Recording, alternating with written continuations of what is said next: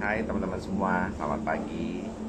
Saat ini saya masih berada di Bali, di Padma Legian tepatnya. Dan biasanya kalau saya itu bangun pagi, memang selalu di saat liburan seperti ini, minimal biasanya jam 4 lah ya, maksimal itu jam setengah 6 ya. Tapi jarang banget, biasanya antara jam 4 sampai jam 5 itu saya bangun tidur. Dan pada kesempatan kali ini pukul 5.55 ya, tadi saya sudah 1 jam yang lalu bangun. Dan biasalah mempersiapkan banyak hal di pagi hari. Ada beberapa hal yang mungkin saya lakukan biasanya. Teman-teman, kalau saya libur tentunya berharap mampu untuk mengecas ataupun membantu diri saya kembali fit dan siap ketika nanti bersama pasien-pasien saya lagi di dalam praktek sehari-hari. Waktu yang singkat yang biasanya saya gunakan dalam liburan itu adalah antara 3 hari sampai 5 hari biasanya. Tapi kali ini cukup panjang. Saya sudah mulai pergi dari Tangerang tanggal 27 April ya, dan akan kembali tanggal 5 Mei, dan kemudian mungkin akan bekerja kembali tanggal 9 Mei, tergantung kondisi keadaannya. Bisa saja lebih awal tanggal 7 Mei kalau saya rasa istirahat saya sudah cukup selama perjalanan panjang untuk pulang ke Tangerang. Persiapan ini sudah dilakukan sekitaran 2 bulan yang lalu, jadi tidak tiba-tiba. Saya juga sudah memesan hotel jauh-jauh hari supaya mendapatkan harga yang baik dan juga mendapatkan kepastian tentang kondisi tersebut. Dan tentunya ini juga sudah teman-teman yakin dalam kehidupan kita sehari-hari kita harus melakukan hal seperti itu ya, bahwa tidak mudah sebenarnya membantu diri kita untuk siap menghadapi situasi keadaan keseharian kita. Pada dasarnya ada beberapa hal di dalam kehidupan kita yang mungkin tidak sesuai ataupun tidak seperti yang kita harapkan. Banyak ya, seperti misalnya kita lupa menghadapi situasi tertentu yang tidak dikira bagaimana menghadapi seperti itu, atau tidak dalam konteks kemampuan diri kita untuk menghadapi tersebut ya, tidak sesuai dengan kompetensi kita, sehingga mau nggak mau kita harus meminta bantuan dari orang lain. Ketika teman-teman berhadapan dengan masalah kecemasan teman-teman sendiri yang seringkali datang tanpa sebab, kadang-kadang kekhawatiran yang berlebihan, mungkin kita sudah tahu. Saya contoh, waktu saya pergi tanggal 27 April, saya sudah tahu nih, ini kayaknya bakalan ramai. Tahun ini akan menjadi puncak. Setelah 2 tahun kita tidak pulang kampung, ini boleh pulang kampung lagi. Tentunya ini akan menjadi sesuatu hal yang berbeda. Dan kayaknya kalau demikian, tidak semua orang bisa mampu untuk menghadapi hal tersebut. Ya, walaupun banyak di antara kita yang nekat aja padahal. Ya, kalau yang teman-teman cemas, mungkin mereka akan takut. Walaupun di awal video sebelum liburan saya membuat suatu video tentang bagaimana cara menghadapi kondisi mudik ya saat untuk pasien-pasien cemas. Tapi banyak di antara kita yang mungkin nggak terlalu bisa ya pergi dengan kemacetan, dengan ketidakpastian di jalan tol, yang mungkin teman-teman juga banyak yang tidak nyaman di jalan tol ya, karena berkecepatan harus 100, kemudian juga kadang-kadang stuck ya, padat seperti itu akan membuat teman-teman merasa tidak nyaman. Tapi yang sering kali kita sarankan adalah lakukan saja dulu persiapannya. Ada misalnya air, kemudian makanan kecil untuk anak-anak. Saya sendiri membawa anak-anak dalam perjalanan ini.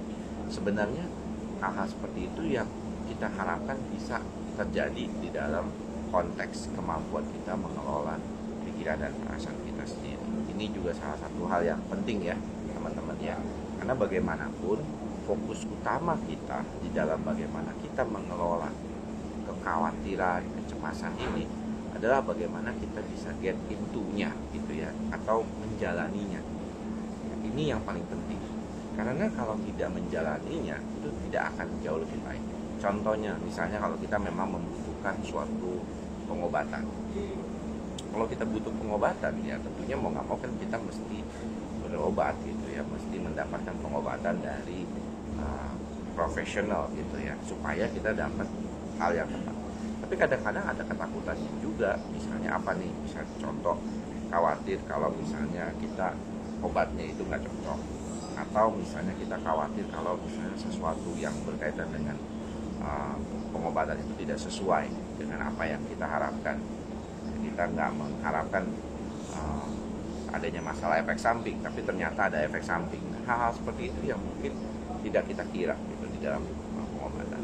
Tetapi bagaimana membedakan persiapan yang terlalu, kalau kita bilang tuh terlalu berlebihan, dengan persiapan yang secara umum bisa kita terima sebagai sesuatu persiapan yang memang pas gitu ya. Ini kan kadang-kadang pasien bingung. Saya kan orangnya kan pikirannya tuh terlalu jauh gitu ya, pikirannya kemana-mana gitu.